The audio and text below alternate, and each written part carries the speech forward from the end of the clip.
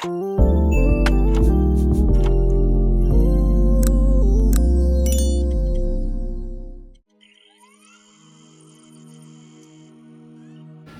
merci pour ta parole aujourd'hui encore qui va être annoncée. Merci pour les cœurs de chacun, Père, que tu as réunis en ces lieux afin d'écouter ta parole. Père Céleste, cet après-midi encore, je te recommande entre tes mains. Je recommande ce temps de parole et je recommande chacun des cœurs entre tes mains. Laisse, Père Céleste, que cet après-midi, ta parole puisse trouver de bonnes terres, que ta parole puisse germer dans nos cœurs, Père Céleste. Laisse que je puisse m'effacer maintenant. Avec le Dieu, il faut qu'il croisse et que je diminue. Laisse que maintenant je diminue afin que ton esprit puisse croître en moi.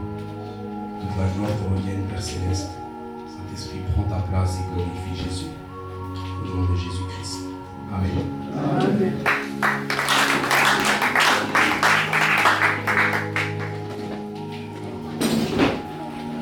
Le thème de mon message d'aujourd'hui, merci. Le thème de mon message d'aujourd'hui, ça va être le renoncement à soi-même. Aujourd'hui dans l'église, on constate qu'il y a beaucoup de personnes, on est beaucoup à suivre le Seigneur, mais dans la marche avec le Seigneur, il y a parfois certaines choses qui arrivent qui relatent d'un problème de fondement, qui relatent d'un problème qu'on localise à l'origine. On va prendre un premier passage ici qui est dans Matthieu 16 au verset 24.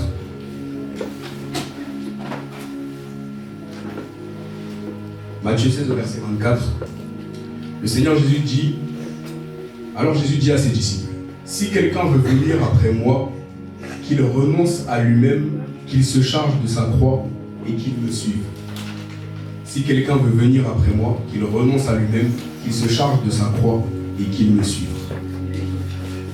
Le Seigneur Jésus dit que personne ne peut venir après moi, personne ne peut me suivre s'il ne renonce pas à lui-même. Et on va prendre un deuxième passage dans Luc chapitre 14 verset 25. Ici Jésus nous pose un fondement de base. Il dit, celui qui veut me suivre doit renoncer à lui-même.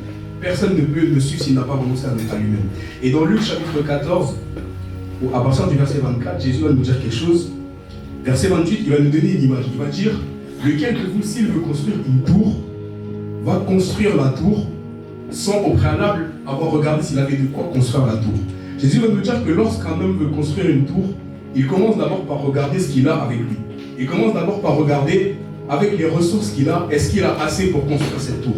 Avec les matériaux que j'ai en ma possession, est-ce que j'ai assez pour construire cette tour?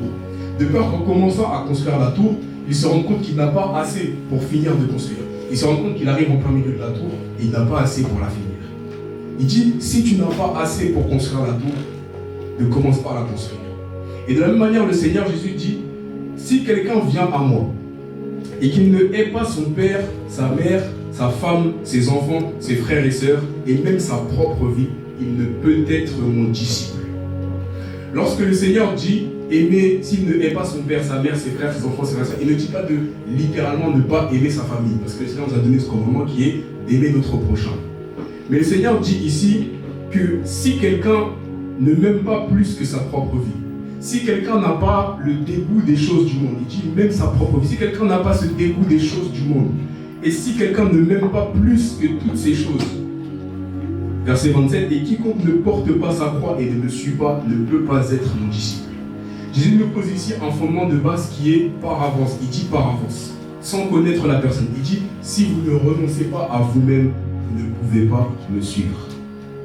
Et dans l'église aujourd'hui, on est forcé de constater qu'il y a beaucoup de personnes qui suivent le Seigneur et qui rencontrent des soucis au fur et à mesure de leur marche, parce que ce fondement même de base de suivre le Seigneur n'a pas été respecté. Lorsqu'on prend l'étymologie du mot renier, renoncer à soi-même, c'est aparneomai en grec. Aparneomai, ça veut dire renoncer, nier ou renier. Et si on prend ce verset, Matthieu 16, 24, qui est si quelqu'un veut me suivre, qu'il renonce à lui-même, renoncer à soi-même en anglais, c'est to deny himself, ce qui signifie se renier soi-même. Le Seigneur dit que personne ne peut le suivre s'il ne se renie pas lui-même. Se renier soi-même, c'est littéralement dire je ne veux plus de la personne que j'étais. Je ne veux plus de cette personne que j'étais avant parce que désormais j'ai reçu une nouvelle vie. Et il dit celui qui ne fait pas cela, il n'est pas digne de me suivre. Quand on prend digne encore en grec, digne c'est axios. Être digne, c'est ne saurait être. C'est comme si le Seigneur nous dit, celui qui ne renonce pas à lui-même, il ne peut pas me suivre. C'est-à-dire physiquement, c'est impossible qu'il me suive. Et j'aime cette image que j'ai prise d'un groupe de parachutistes qui veut sauter en parachute. Et le groupe de parachutistes dit, si vous voulez venir avec nous sauter en parachute, il faut que vous ayez un parachute. Si vous n'avez pas de parachute, vous ne pouvez pas sauter avec nous. Mais il y a une personne qui décide quand même que même si je n'ai pas de parachute, je vais venir sauter avec le groupe de parachutistes. Alors il peut monter dans l'avion avec les autres, il peut faire le trajet jusqu'au ciel avec les autres, mais lorsque tous les autres commenceront à sauter en parachute, celui-là il aura un blocage parce que dès l'origine qu'on lui a dit, si tu n'as pas de parachute, tu ne peux pas venir. Il n'a pas respecté cette prescription. Et de la même manière, parfois dans nos marches avec le Seigneur, nous rencontrons des problèmes parce que le fondement et le principe de base qui était le renoncement à soi-même n'a pas été respecté. Et pour ce axio qu'on a pris en grec, on a un autre mot grec qui est relié, qui est ago, qui veut dire conduire, mener, diriger. Jésus dit, celui qui ne renonce pas à lui-même ne peut pas être dirigé par moi. Si vous ne renoncez pas à vous-même, je ne peux pas vous conduire. Et on va comprendre plus tard comment le fait de renoncer à soi-même permet de laisser le Seigneur nous conduire. Lorsqu'on lit la parole de Dieu, on comprend que Dieu nous a connus d'avance. C'est-à-dire que dans le projet qu'il a formé en Jésus-Christ, le Seigneur nous connaissait d'avance. La Bible va nous dire dans Romains chapitre 8, verset 29, que ceux qu'il a connus d'avance, il les a aussi prédestinés, afin qu'ils soient semblables à l'image de son Fils, Jésus-Christ. C'est-à-dire que si aujourd'hui tu es dans le Seigneur, c'est parce que le Seigneur t'a connu d'avance. C'est parce qu'avant que tu le rencontres, lui, il te connaissait déjà. Il t'a connu d'avance et il t'a prédestiné. Lorsqu'on dit qu'il t'a prédestiné, ça signifie que ce que tu es appelé à être, ce que tu dois devenir, en vérité, Dieu t'a déjà préparé par avance pour que tu sois cette chose. Donc c'est quelque chose qui doit se passer dans le futur. Dieu nous a connus d'avance. Et lorsqu'on voit dans Luc chapitre 2, verset 25, Jésus qui était bébé, on voit que lorsque Jésus était bébé, il y a plusieurs adultes qui ont croisé son chemin. Et lorsque ces adultes croisaient ce chemin, le chemin du Seigneur Jésus, il disait à ses parents, cet enfant c'est l'enfant qui va apporter la libération. Cet enfant c'est l'enfant qui va sauver son peuple. C'est-à-dire qu'avant même que les hommes même ne puissent voir ce que Jésus avait fait, avant même que les hommes même ne puissent voir les œuvres du Seigneur, le plan et le projet de Dieu parlaient en sa faveur. Dans le monde spirituel, c'est comme si l'appel de Dieu parlait en sa faveur. Même si Jésus n'était pas encore établi, l'appel et le plan que Dieu avait formé pour lui parlaient en sa faveur. Et il en va de même pour nous. C'est-à-dire que même si aujourd'hui nous ne sommes pas encore pleinement dans le plan de Dieu, nous ne sommes pas encore pleinement dans le projet de Dieu, le plan et le projet que Dieu a formé pour nous est déjà établi sur notre vie. C'est pour ça que la Bible nous dira plus tard que toute chose concourt au bien de ceux qui aiment Dieu et de ceux qui sont appelés selon son dessein. Lorsque Dieu t'appelle, il fixe, c'est comme une course où il fixe d'avance le point d'arrivée. Il fixe le point d'arrivée et pour s'assurer que tu arrives à bon port, tout ce qui t'empêchera d'atteindre cette ligne d'arrivée, il le mettra sur le côté. Pour être sûr que ce à quoi il t'a prédestiné, tu l'atteignes. On va prendre maintenant un autre passage et on va prendre l'exemple des disciples. Les disciples, les apôtres de l'église primitive, c'est les premiers qui ont suivi le Seigneur. Et on voit que la manière dont ils ont suivi le Seigneur a été exemplaire, puisque même quand le Seigneur est parti, ils ont continué à le suivre. Mais on va voir ensemble que la première chose que les disciples ont fait lorsqu'ils ont voulu suivre le Seigneur, c'est renoncer à eux-mêmes. La première chose que Jésus a demandé aux disciples, c'est « suis-moi ». On va prendre un premier passage dans Luc chapitre 5, à partir du verset 1. Luc chapitre 5, verset 1, je lis la version Louis II. Comme Jésus se trouvait auprès du lac de Génézareth et que la foule se pressait autour de lui pour entendre la parole de Dieu, il vit au bord du lac 2 barques d'où les pêcheurs étaient descendus pour laver leurs filets. Il monta dans l'une de ces barques qui était à Simon, il le pria de s'éloigner un peu, puis il s'assit dans la barque et il enseignait la foule. Lorsqu'il eut cessé de parler, il dit à Simon, avance en pleine eau et jetez vos filets pour pêcher. Simon lui dit, maître, nous avons travaillé toute la nuit sans rien prendre, mais sur ta parole, je jetterai le filet. Et l'ayant jeté, il prit une grande quantité de poissons. Lorsqu'on descend un peu plus bas, on voit que Simon était effrayé de la pêche de Jésus. Il en était de même pour Jean et Jacques.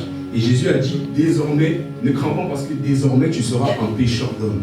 Et ayant ramené les barques à terre, ils laissèrent tout et le suivirent. Je pourrais vous donner d'autres exemples comme celui de Lévi dans Luc chapitre 5 au verset 25 qui était assis au bureau des taxes. Et lorsque Jésus arrive devant Lévi, il lui dit simplement lève-toi et suis-moi. Et Lévi va laisser le bureau des taxes où il était assis pour suivre Jésus. J'aurai encore d'autres exemples, comme dans Matthieu chapitre 4, ou dans Marc à partir du verset 1, où on voit que chacun des disciples, en fait, à la seconde où il a aperçu le Seigneur, il a tout laissé pour le suivre. Et à la seconde où un être humain aperçoit le Seigneur Jésus, il doit prendre cette décision de tout laisser et de suivre le Seigneur.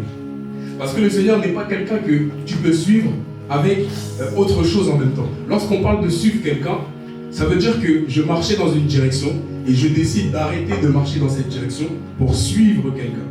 Parce que si je suis le Seigneur Jésus, mais que moi j'ai encore des endroits où je veux aller, je serai tiraillé entre l'endroit où moi je veux aller et l'endroit où le Seigneur veut aller. Alors Jésus nous pose ici ce fondement de base qui est, si quelqu'un veut me suivre, il doit renoncer à lui-même. Si quelqu'un veut me suivre, il doit se renier lui-même.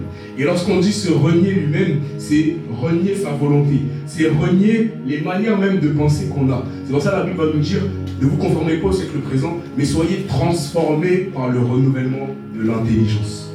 Être appelé de Dieu et être prédestiné pour le plan de Dieu, c'est une chose.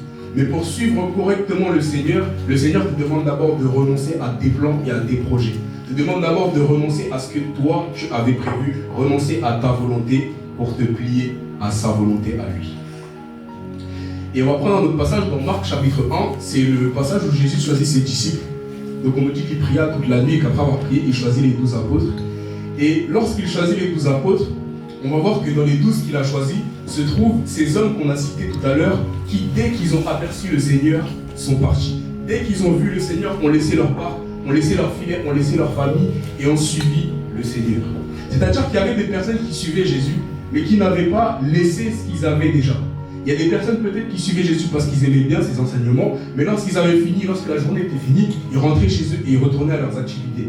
Il y a des gens qui suivaient le Seigneur, mais ils savaient qu'à côté, ils avaient toujours peut-être un mois, ils disaient, bon, ok, là c'est l'heure, il faut que j'aille et il faut que je retourne à mon activité. Mais dans les 12 que le Seigneur Jésus a choisis, ce sont ces hommes qui ont choisi, lorsqu'ils ont aperçu le Seigneur de loin, ils ont choisi de tout laisser et de le suivre.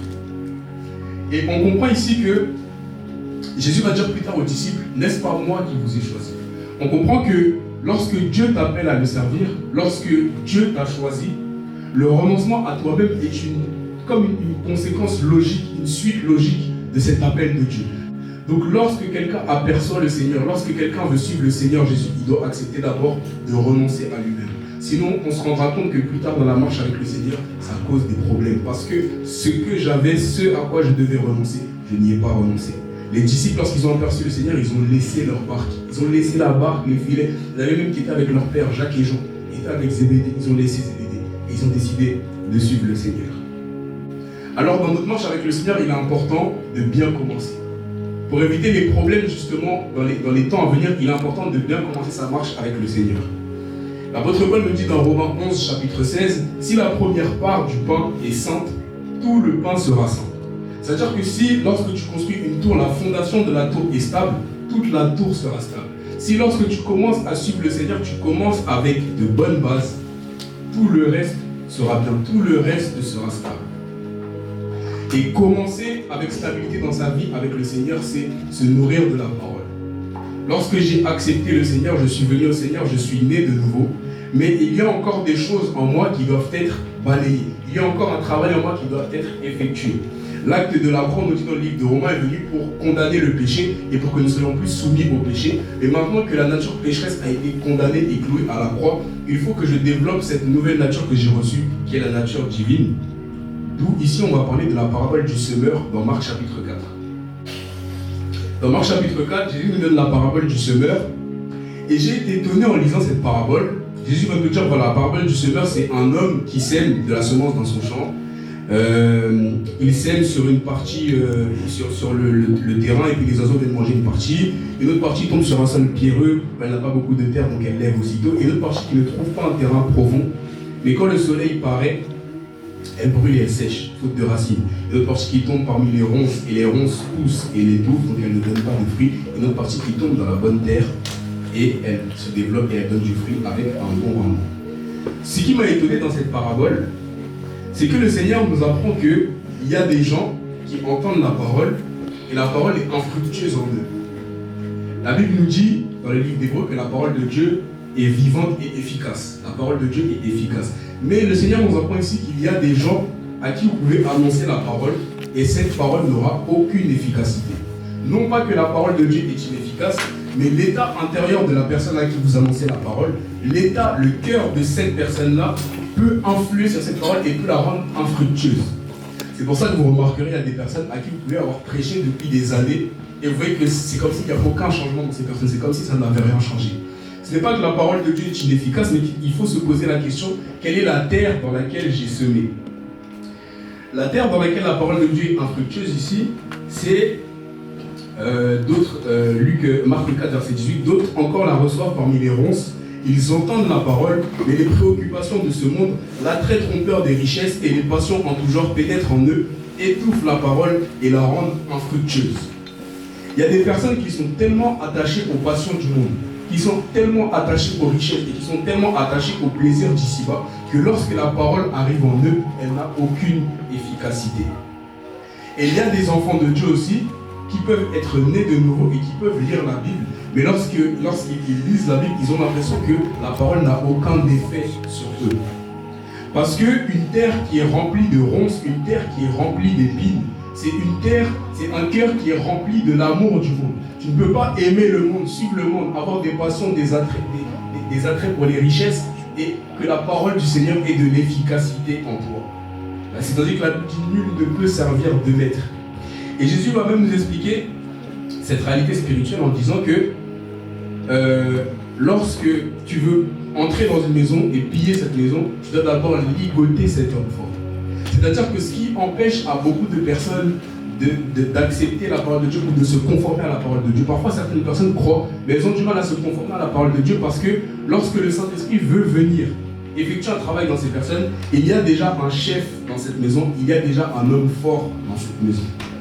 À plusieurs reprises, la Bible nous donne cette parabole du corps humain comme étant une maison. Déjà, premièrement, le temple du Saint-Esprit. Elle nous dira aussi que lorsque l'Esprit habite en nous, il dit que c'est sa maison. Donc notre corps est une maison.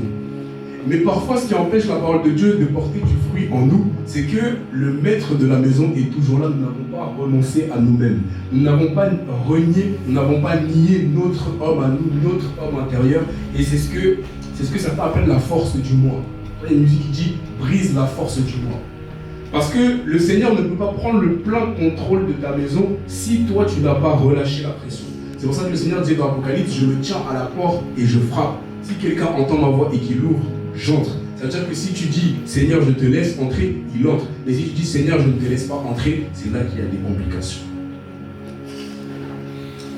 On va prendre un passage dans 1 Corinthiens, chapitre 15, verset 36. 1 Corinthiens chapitre 15 verset 36. On va prendre à partir du verset 37. Ce que tu sèmes, ce n'est pas la plante qui poussera. C'est une simple graine, un grain de blé peut-être ou d'autres semences. Puis Dieu lui donne un corps comme il veut et à chaque semence il donne un corps qui lui est propre. Ici Paul nous apprend que, à travers inspiré par le Saint-Esprit, Paul nous apprend que lorsque la parole est semée en nous, c'est une semence qui est déposée. C'est pour ça que certaines personnes lisent la Bible et disent « Moi j'ai lu la Bible, mais il ne s'est rien passé pendant ma lecture. Moi j'ai lu la Bible et j'ai l'impression qu'il ne s'est rien passé. » Parce que de la même manière que tout à l'heure on lisait la parabole du semeur, la Bible, la parole de Dieu, c'est une semence qui est déposée en nous. Et j'aime cette parabole que donne Jésus ici dans Marc, chapitre 4, verset 26. Il dit « Voici à quoi ressemble le royaume de Dieu.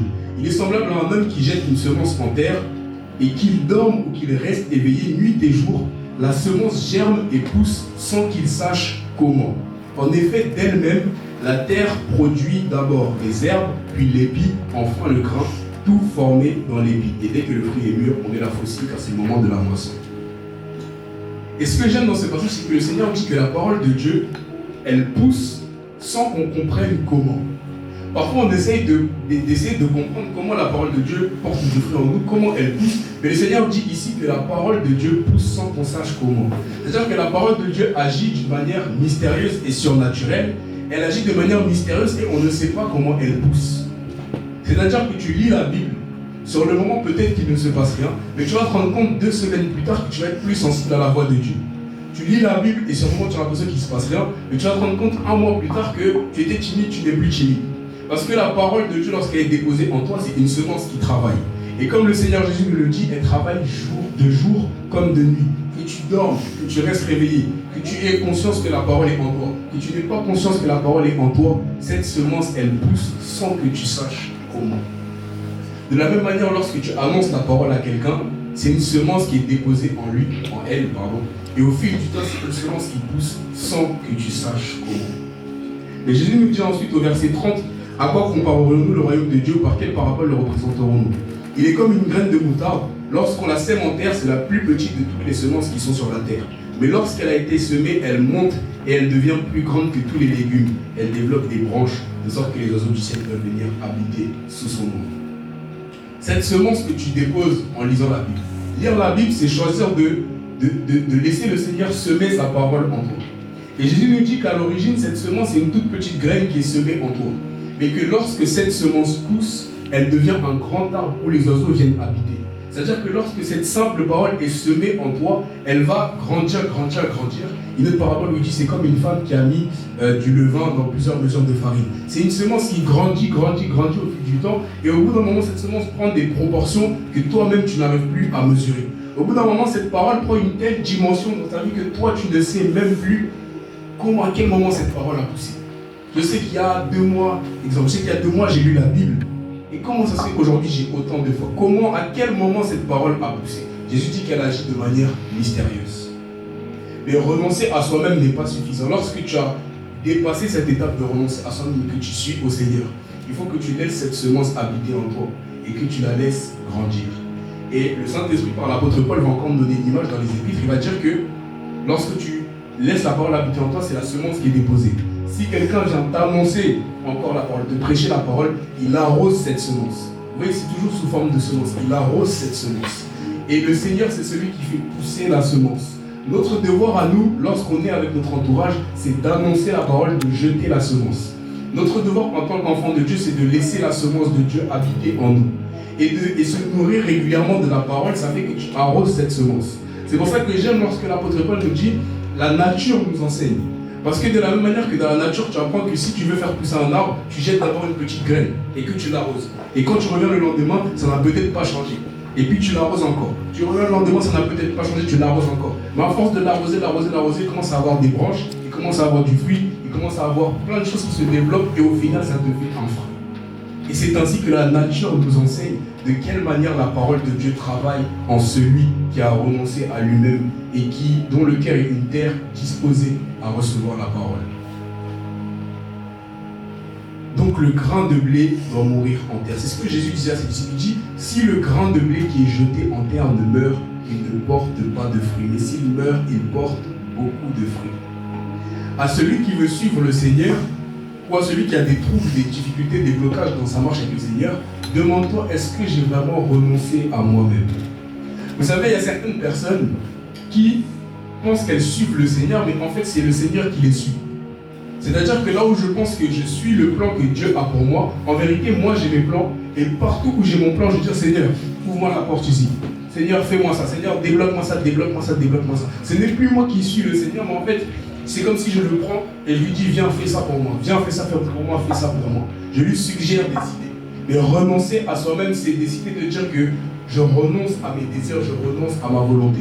Je renonce à ma manière de penser. Je renonce à cette vie que j'avais avant. Le vieil homme a été crucifié. Le vieil homme correspond à notre ancienne manière de vivre. Et je décide de marcher en nouveauté de vie avec cette nouvelle nature divine que j'ai reçue. Et c'est pour ça qu'on voit des hommes comme Judas dans Jean chapitre 12. Judas, c'est le disciple qui a trahi le Seigneur. Et on dit dans Jean chapitre 12 que Marie a versé du parfum sur les pieds de Jésus. Et Judas a dit, pourquoi avoir versé le parfum sur ses pieds? On aurait pu le donner aux pauvres. Et la Bible nous dit que Judas ne dit pas ça parce qu'il se souciait des pauvres, mais parce que dans son cœur, il avait un amour pour l'argent. Et c'est pour ça que Satan a pu utiliser Judas pour trahir Jésus, parce que déjà dans son cœur, il y avait une brèche, il y avait une ouverture, il y avait quelque chose qui n'avait pas été traité dès le moment où il a suivi Jésus, c'est qu'il aimait l'argent. Il n'a pas renoncé à ce désir-là de l'argent. Et c'est ainsi que le diable est entré en Judas. De la même manière que le Seigneur disait à Pierre, Simon, Simon, Satan vous a réclamé pour vous passer au crible comme le froment. Luc 22, 31. Simon, Satan vous a réclamé pour vous passer au crible comme le froment. mais j'ai intercédé pour toi afin que ta foi ne défaille point, et lorsque tu seras affermi, fais de même pour tes frères. Ça veut dire que Satan est venu, il est venu dans ce champ qui est ton cœur, passer au crible comme le froment, c'est regarder dans le blé qu'est-ce qui est bon et qu'est-ce qui est mauvais. Et la Bible nous dit que le diable rôde comme un lion rugissant cherchant qu'il va dévorer. C'est-à-dire que constamment, le diable regarde dans les cœurs de chacun qu'est-ce qui lui appartient, qu'est-ce qui ne lui appartient pas. D'où l'importance du renoncement à soi-même. C'est-à-dire qu'il y a même des enfants de Dieu en qui le diable va venir et il va voir que ça m'appartient. Ça, c'est à moi. Et lorsqu'il y a quelque chose qui lui appartient, c'est là qu'il a accès. Le diable n'avait pas accès dans tous les autres disciples, mais il a eu accès en Judas parce que les autres ont renoncé à eux-mêmes. Ils se sont dépouillés du vieil homme. Mais Judas avait toujours cet amour de l'argent. Et c'est pour ça que le diable a pu entrer en lui. Alors lorsque tu rencontres le Seigneur, tu quittes tout. Lorsque tu rencontres le Seigneur, tu ne regardes plus à tout ce que tu possédais, mais comme disait l'apôtre Paul, tu regardes toutes choses comme de la boue. Tout ce que tu possédais, tout ce que tu avais, ça n'a plus d'importance, parce que qu'est-ce qui a plus d'importance, comme disait l'apôtre Paul, que la connaissance de mon Seigneur Jésus-Christ. Dans Matthieu chapitre 13, au verset 44, Matthieu 13, verset 44, Jésus nous dit: le royaume des cieux ressemble encore à un trésor caché dans un champ. L'homme qui l'a trouvé le cache et dans sa joie, il va vendre tout ce qu'il possède et il achète ce champ. Donc c'est un homme, le royaume des cieux, c'est un homme qui trouve un champ. Il trouve un trésor caché dans un champ. Et lorsqu'il trouve ce trésor sans se poser la question, lorsque tu aperçois le Seigneur sans te poser la question, va vendre tout ce que tu as et suis le Seigneur. Lorsqu'on parle de vendre tout ce qu'on a, on ne parle pas au sens littéral, dans le sens où pour suivre Jésus, il faut que je vende ma maison. Mais on parle dans le sens où lorsque je rencontre le Seigneur Jésus, tout ce que je possédais avant, est-ce que c'est encore de l'importance? Lorsque j'aperçois le Seigneur de moi, tout ce que j'avais, toutes les richesses que j'avais, tout ce que je possédais, est-ce que c'est encore de l'importance? Et c'est cette mentalité quand l'apôtre Paul il a dit: moi-même, j'aurais plus que vous tous raison de mettre fierté dans ma chair. Parce que je suis un hébreu né d'hébreu. Parce qu'aux yeux de la loi, je suis irréprochable. Parce que j'ai été circoncis comme le prescrit la loi. Mais toutes ces choses, je les ai regardées comme de la boue à cause de l'excellence de la connaissance de mon Seigneur Jésus-Christ. Donc lorsque tu rencontres le Seigneur, tu quittes tout. Et il y a un homme aussi qui m'a beaucoup interpellé dans Marc chapitre 14. Lorsque Jésus a été arrêté par les autorités, la Bible nous dit dans Marc 14, verset 50, la Bible nous dit que tous, lorsqu'il a été arrêté, tous l'ont abandonné et ont pris la fuite. Mais il y a un jeune homme qui le suivait, habillé d'un simple drap. On l'attrapa, mais il lâcha le drap et se sauva tout nu. Donc le Seigneur est arrêté, et il y a un homme qui le suit avec un drap autour de la taille, et lorsqu'il se fait attraper par le drap, il lâche le drap et il fuit. Ce que j'aime dans ce passage, c'est que la volonté de Dieu n'était pas que les disciples le suivent à la croix. La volonté de Dieu n'était pas que cet homme le suive jusqu'à la croix. La volonté de Dieu, comme le disait la prophétie, c'était que tous soient dispersés. Et ce passage de cet homme qui veut suivre le Seigneur, lorsqu'il veut suivre le Seigneur, ce qui va se passer, c'est que le drap qu'il portait autour de la taille va être arraché. Et de la même manière, lorsqu'on prend dans le livre de Genèse, au chapitre 3, verset 7, Genèse chapitre 3, verset 7, nous sommes dans la chute de l'homme, lorsque Adam et Ève ont péché contre le Seigneur. La Bible dit que lorsqu'ils se sont rendus compte qu'ils étaient pécheurs, leurs yeux à tous les deux s'ouvrirent, ils prirent conscience qu'ils étaient nus, et ils attachèrent des feuilles de figuier ensemble et ils en firent des ceintures. C'est-à-dire qu'à l'origine, lorsque le Seigneur a créé Adam et Ève, ils étaient nus. Et lorsque le péché est entré dans le monde, ils se sont revêtus de vêtements pour cacher leur nudité. Mais par cet acte qui a été posé ici à la croix, par cet acte qui a été posé lorsque Jésus allait à la croix, lorsque cet homme qui était habillé, on lui retire son vêtement, c'est comme si cette malédiction qui avait été instaurée dans le livre de Genèse, c'est comme si ce vêtement qui a été mis autour de l'homme, parce que le péché est entré dans le monde, lorsque Jésus part à la croix, le vêtement est retiré. Lorsque Jésus part à la croix, la malédiction est levée. Le vêtement de la honte qui était lié au péché, on dit que cet homme se sauva tout nu. Donc lorsque tu suis le Seigneur, tu dois aussi accepter, tu dois comprendre que tu n'es plus sous le joug de la malédiction. Tu n'es plus sous le joug du péché. C'est pour ça que par le Saint-Esprit, l'apôtre Paul va nous dire que celui qui est en Christ, dans Romains chapitre 7, celui qui est en Christ est mort au péché. Et dit, si vous êtes mort au péché, si nous ne sommes plus redevables à la chair, pourquoi maintenant vivre encore comme si nous étions redevables à cette chair? Mais il peut être difficile, et il est difficile pour nous les hommes, lorsqu'on rencontre le Seigneur, de renoncer à toutes ces choses. De renoncer au péché, de renoncer à tout ce qu'on avait, de renoncer aux habitudes qu'on avait. Parce que la Bible dit, ce n'est pas comme si nous pouvions concevoir quelque chose de nous-mêmes. Notre capacité, au contraire, vient de Dieu. Ce n'est pas par notre force que nous pouvons même renoncer à nous-mêmes. Croire, ce n'est pas nous qui faisons. Renoncer à nous-mêmes, ce n'est pas nous qui faisons. Avoir la vie éternelle, ce n'est pas nous qui faisons, afin que cette incroyable puissance soit attribuée à Dieu et non à nous. Pour renoncer à soi-même, il faut laisser le Seigneur mettre en toi cette capacité. La Bible dit qu'il produit en nous le faire et le vouloir selon son bon plaisir. Renoncer à soi-même, c'est littéralement s'abandonner. Parce qu'on va voir juste après que par l'acte de la croix, le Seigneur nous a dotés de cette nouvelle nature. Et maintenant, il faut simplement que tu t'abandonnes et que tu laisses cette nouvelle vie que tu as reçue vivre en toi. Il y a des personnes qui pensent que la lutte avec le péché, c'est une lutte, alors qu'on n'a pas à lutter. Parce que la Bible dit que nous sommes morts au péché, et j'aime dire qu'un mort ne lutte plus. Celui qui est mort, il ne combat plus, il ne fait plus rien. Donc si véritablement nous sommes morts au péché, c'est-à-dire que si le péché, il est là, moi je suis mort à ça et je tourne les yeux vers Christ. C'est ainsi que la Bible dit, ayez les yeux fixés sur le chef et le consommateur de notre foi, Christ. Une chose encore qui empêche beaucoup de personnes de renoncer à elles-mêmes, c'est l'amour du monde.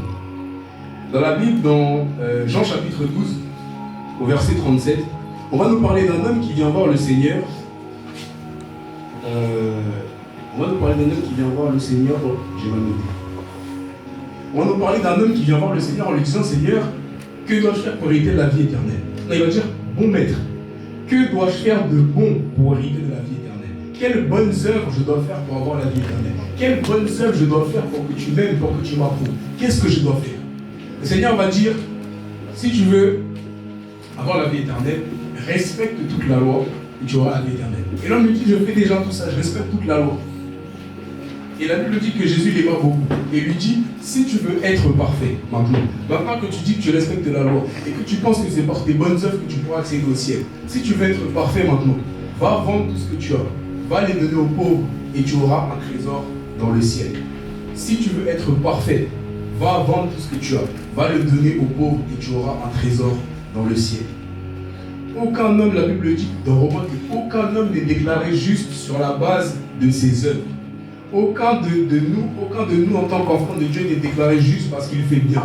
Bien sûr que nous pouvons pratiquer des bonnes œuvres, mais la Bible nous apprend que même ça, c'est même pas nous qui faisons. Parce que la Bible nous dit que ce sont des œuvres bonnes et parfaites que Dieu a préparées d'avance afin que nous les pratiquions. C'est-à-dire que même le bien, c'est pas nous qui faisons. Et donc nous sommes déclarés justes sur la base de la foi. Et Jésus dit, si tu veux être parfait, renonce à tout ce que tu possèdes. Suis-moi et tu auras un trésor dans le ciel. C'est ainsi qu'on parvient à la perfection constamment. On tend constamment à être parfait. Ce n'est pas en faisant des bonnes œuvres, ce n'est pas en se battant contre le péché, c'est en renonçant à nous-mêmes et en suivant le Seigneur. Le Seigneur va ensuite nous expliquer encore pourquoi il est important qu'on renonce à nous-mêmes. Dans Luc, chapitre 5, au verset 36.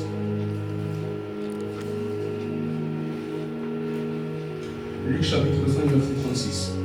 Le Seigneur va dire, personne ne déchire un morceau de tissu d'un habit neuf pour le mettre à un vieil habit. Sinon, il déchire l'habit neuf et le morceau qu'il en a pris n'en est pas sorti avec le vieux. Et personne ne met du vin nouveau dans de vieilles outres. Sinon, le vin fait éclater les outres et il coule et les outres sont perdues. Mais il faut mettre le vin nouveau dans des outres neuves et les deux se conservent. Aussitôt après avoir bu du vin vieux, personne ne veut du nouveau, car il dit le vieux est meilleur. La Bible nous dit ici, Jésus nous dit ici, qu'avant de pouvoir nous remplir de son esprit, avant de pouvoir agir à travers nous, avant que les fleuves de vie ne puissent se manifester à travers nous, il faut d'abord que tout ce qui est en nous soit purifié. Il faut d'abord que toutes les choses qu'on traînait du passé, ils puissent les balayer. Et c'est justement dans cet aspect-là qu'on nous parle du renoncement à soi-même. Pour que le vin nouveau puisse couler en nous, pour que les fleuves d'eau du Saint-Esprit puissent couler en nous, il faut que les outres soient neuves. Et pour que les outres soient neuves, ce n'est pas à nous de nettoyer les outres, mais il faut laisser la saleté qui est en nous, il faut laisser les choses qui appartiennent au passé et qui sont en nous, il faut laisser le Seigneur enlever ces choses pour qu'il puisse remplacer ces choses-là par vin nouveau. Et c'est ainsi que l'apôtre Paul va nous dire dans Romains chapitre 12 au verset 1, il va nous dire: je vous encourage donc, frères et sœurs, par les compassions de Dieu, à offrir votre corps comme un sacrifice vivant, saint et agréable à Dieu. Ce sera de votre part un culte raisonnable. Ne vous conformez pas au monde actuel, mais soyez transformés par le renouvellement de l'intelligence, afin de discerner quelle est la volonté de Dieu, ce qui est bon, agréable et parfait. Je vous encourage à offrir vos corps. Que vos corps soient des offrandes, que vos corps soient des sacrifices au Seigneur, et ce sera de votre part un culte raisonnable.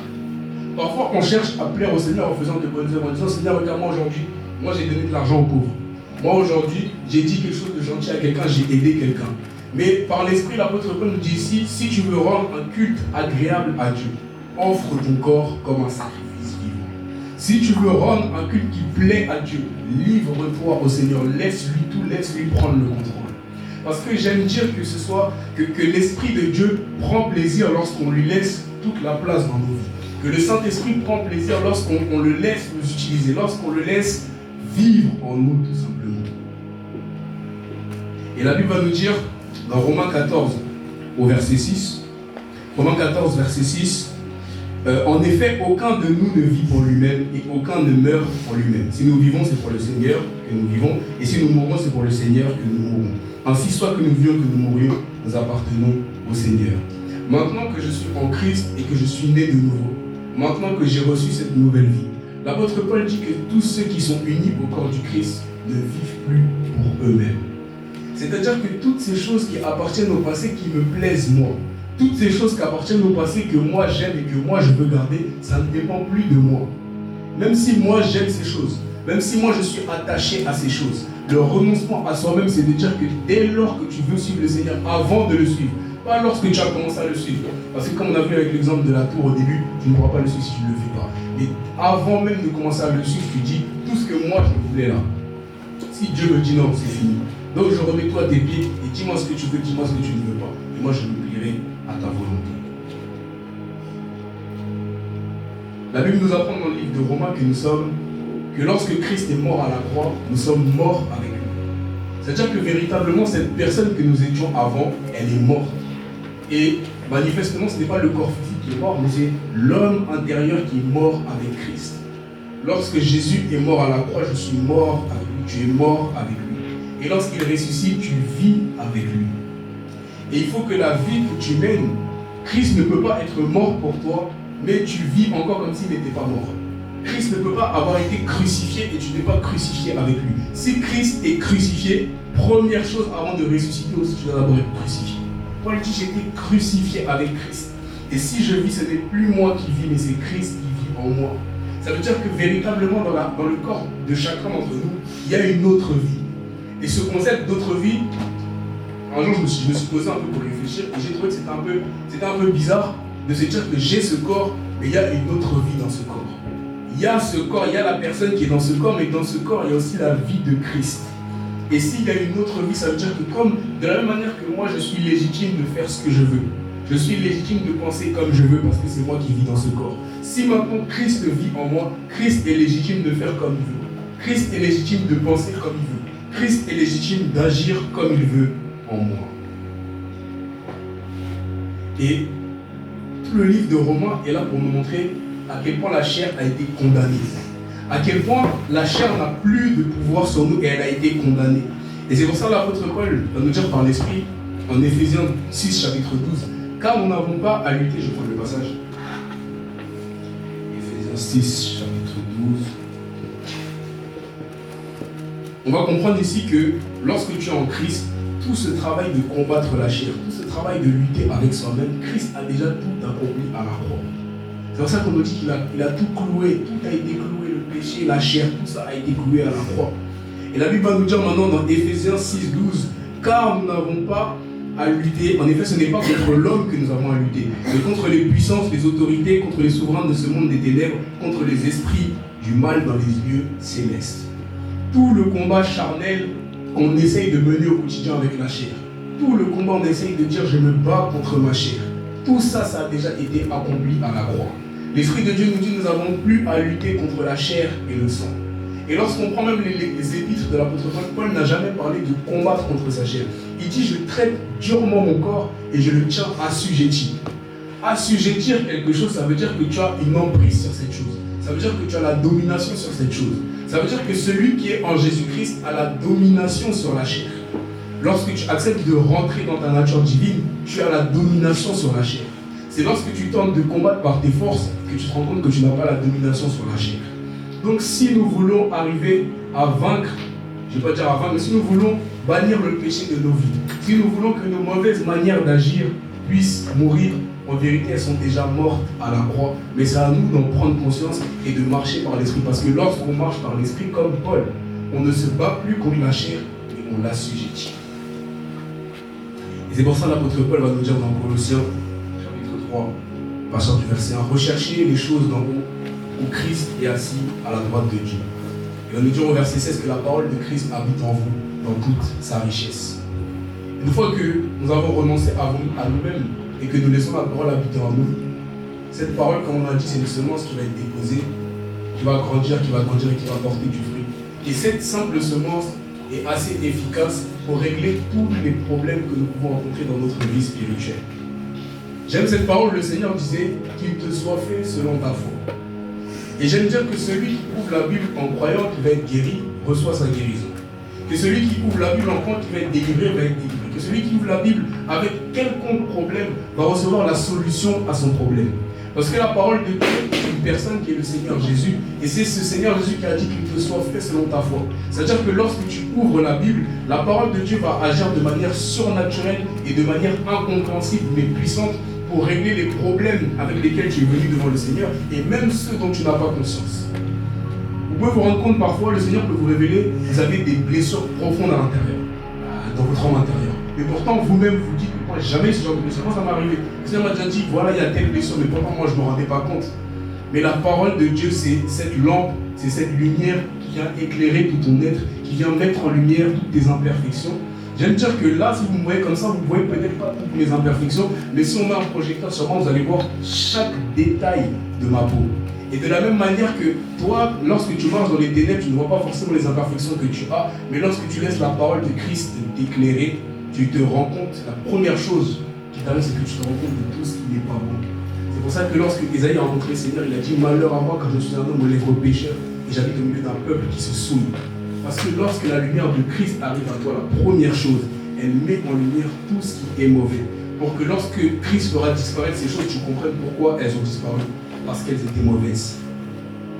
Et c'est pour ça que la Bible dit, réveille-toi, toi qui dors, réveille-toi entre les morts, et Christ t'éclairera de sa lumière. Ça veut dire réveille-toi, approche-toi de la lumière, toi qui dors. Approche-toi de la lumière et Christ t'éclairera. Christ te montrera tout ce que tu ne vois pas, qui est sur toi mais que tu ne vois pas. Parce que Dieu nous connaît mieux que nous-mêmes. La Bible dit que même chacun de nos cheveux sont comptés. Il connaît le nombre de cheveux qu'on a sur la tête. Approche-toi du Seigneur et tu te rendras compte qu'il te connaît même mieux que toi-même tu te connais. Alors toutes ces choses qui appartiennent au passé ne valent plus la peine d'être prises en compte. Toutes ces choses que tu faisais auparavant ne valent plus la peine d'être considérées. Parce que lorsque tu rencontres Christ, qu'est-ce qui a encore de l'importance? La Bible nous dit, dans Romains chapitre 8, verset 28, « Toutes choses concourent au bien de ceux qui aiment Dieu. » Toutes choses. Ça veut dire que ce soit les bonnes choses ou que ce soit les mauvaises choses. Lorsque tu es connu de Dieu, que tu es appelé selon son dessein, lorsqu'il t'a mis à part, tout concourt à ton bien. Les bonnes choses obéissent à la volonté de Dieu et les mauvaises choses au début, même si ce n'était pas la volonté de Dieu, elles finiront par obéir à la volonté de Dieu. La volonté de Dieu, c'est comme un aimant qui est puissant. Et tous les morceaux de fer que tu jettes, que ce soit des morceaux qui sont en bon état ou en mauvais état, tout finit par se coller au grand aimant parce que tout obéit à la volonté de Dieu. Alors que tu as reçu le pouvoir par la nature divine que tu as reçue, la chair n'a plus de pouvoir sur toi. Et la Bible nous dit dans Colossiens chapitre 2 au verset 10. Colossiens chapitre 2 verset 10.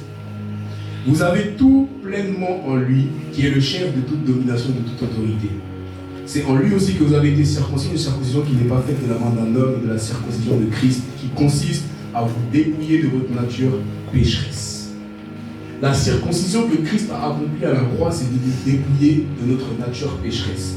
Ça veut dire que si je crois qu'à la croix de Golgotha, je suis mort au péché, si je crois qu'avec l'acte de la croix, je ne suis plus un pécheur et que je m'abandonne et que je laisse cette nouvelle vie que j'ai reçue grandir en moi, je ne marcherai plus selon ma nature pécheresse et cette mort de la nature pécheresse sera annoncée à tout mon corps. Lorsque tu reçois le Seigneur Jésus, tout ton corps reçoit ce témoignage que la nature pécheresse est morte. Parce que l'apôtre Paul nous apprend dans Romains que le péché, au-delà d'être juste un acte, c'est une nature. Et lorsque tu reçois Christ, cette nature pécheresse qui agissait puissamment et qui dominait ton corps n'a plus d'emprise sur toi. Et la Bible dit que vous avez tout pleinement en lui. Il a dit tout. Donc il n'y a pas quelque chose que tu n'as pas pleinement en lui. Il n'y a pas quelque chose qu'il ne peut pas te donner. Il n'y a pas quelque chose qu'il ne peut pas faire pour toi. Il n'y a pas quelque chose que tu avais avant que tu ne trouveras pas en mieux chez lui. Vous avez tout pleinement en lui. Alors, le Seigneur nous encourage à persévérer dans la foi. La Bible dit dans Colossiens chapitre 1, verset 21, « Vous qui étiez autrefois étrangers, ennemis de Dieu par vos pensées et par vos œuvres mauvaises, il vous a maintenant réconciliés par la mort de son Fils, dans son corps de chair, pour vous faire paraître devant lui sans défaut et sans reproche. Mais il faut que vous restiez fondés et inébranlables dans la foi, sans vous détourner de l'espérance de l'évangile que vous avez entendu, qui a été proclamé à toute créature sous le ciel, et dont moi, Paul, je suis devenu le serviteur. » Au début, on parlait d'être prédestiné.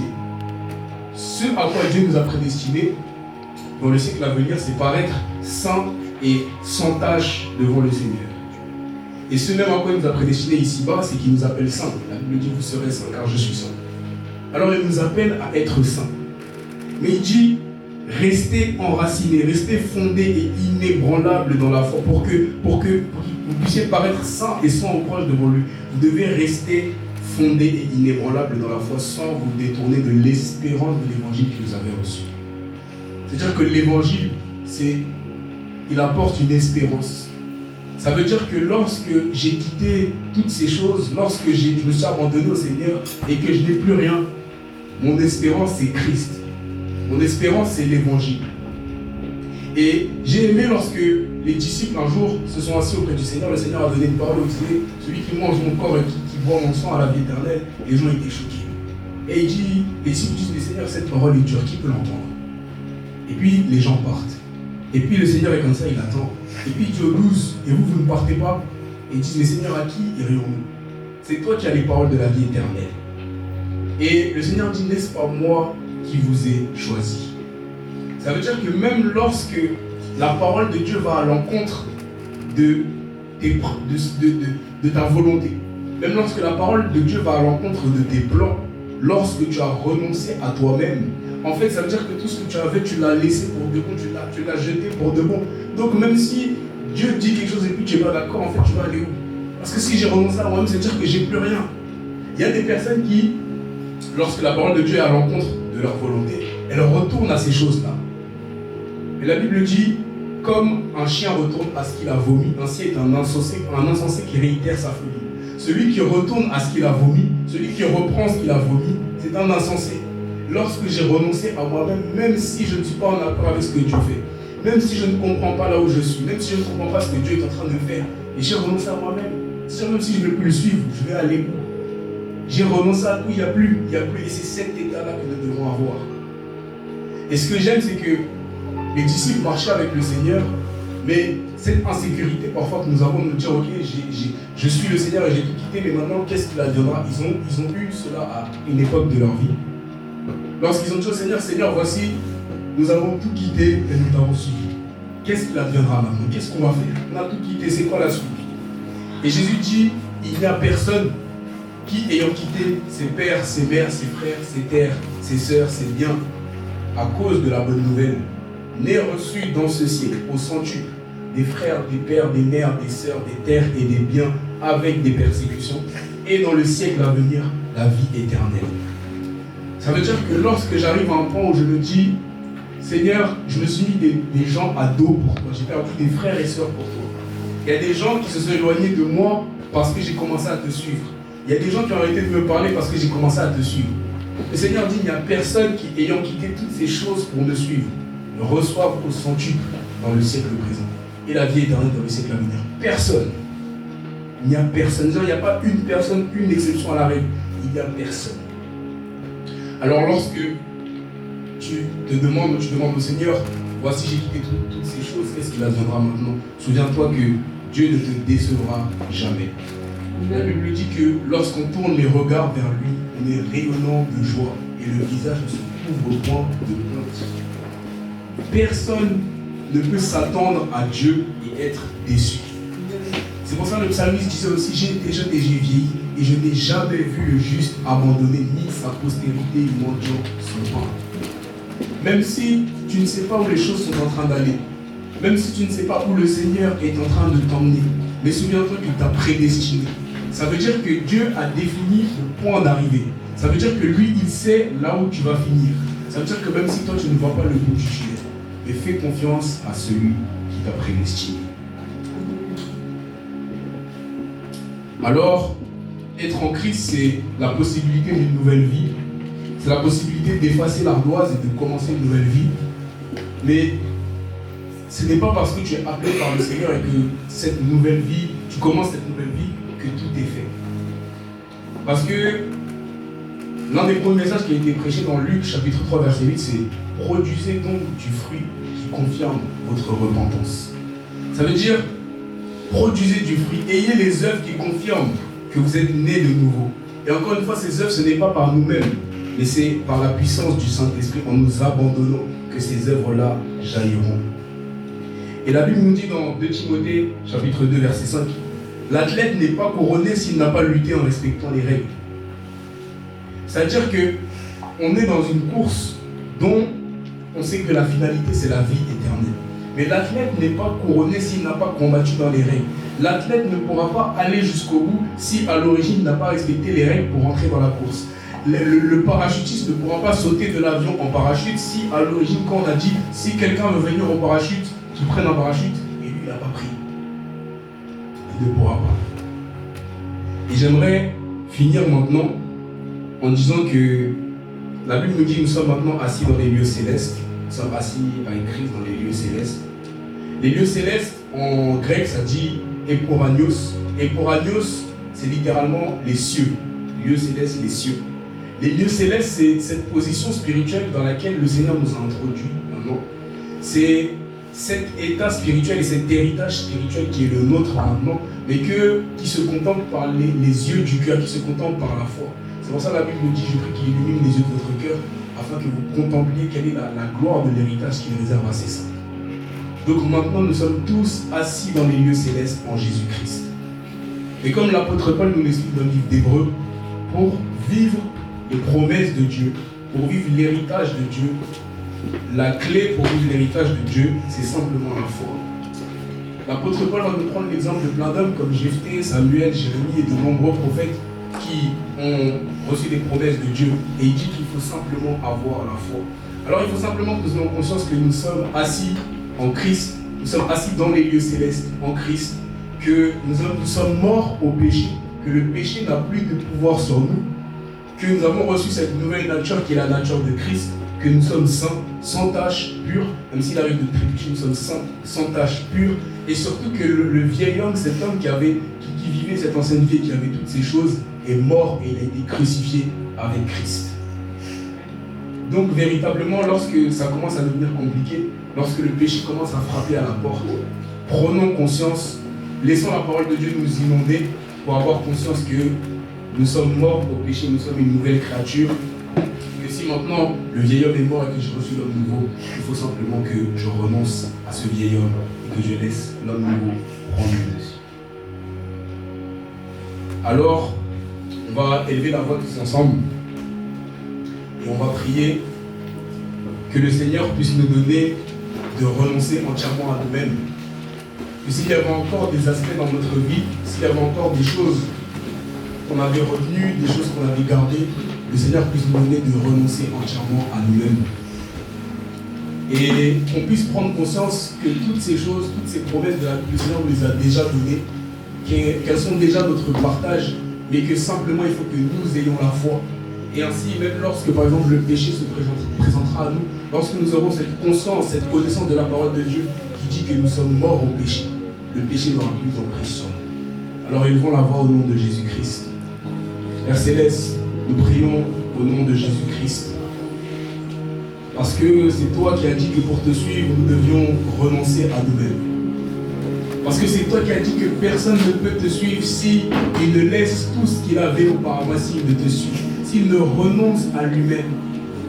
Père Céleste, dans la vie de chacun d'entre nous, il y a parfois des troubles et des problèmes que nous rencontrons parce que nous n'avons pas renoncé à nous-mêmes sur tous les points. C'est vrai, il y a certaines choses que nous avons laissées, mais il y a des choses sur lesquelles nous aimons avoir le contrôle. Il y a des choses sur lesquelles nous aimons encore dominer. Il y a des choses que nous voulons toujours garder au contrôle. Mais Père Céleste, afin que tes œuvres puissent être pleinement révélées en nous, afin que Christ puisse être pleinement formé en nous, et afin que cette nouveauté de vie, cette espérance qui est attachée à ton évangile, nous puissions la vivre pleinement et contempler toutes ces promesses qui sont écrites. Nous avons besoin que tu nous donnes la foi. Alors que nous nous abandonnons à toi, Père Céleste, donne-nous de nous abandonner davantage. Donne-nous de croire avec fermeté en tes promesses et de prendre conscience de qui nous sommes en Christ. Père Céleste, nous voulons renoncer entièrement à nous-mêmes. Nous voulons être une église qui est soumise à toi, Père Céleste. Et nous voulons que Christ soit formé en chacun d'entre nous, Papa. Que tes promesses soient visibles dans nos vies. La Bible dit que tes promesses sont oui, en toi est prononcé le oui, et par nous est prononcé le Amen. Là, nous savons que toutes tes promesses sont oui, et nous prononçons le Amen pour tes promesses, Père Céleste. Que toute la gloire te revienne, Papa, au nom de Jésus-Christ. Amen.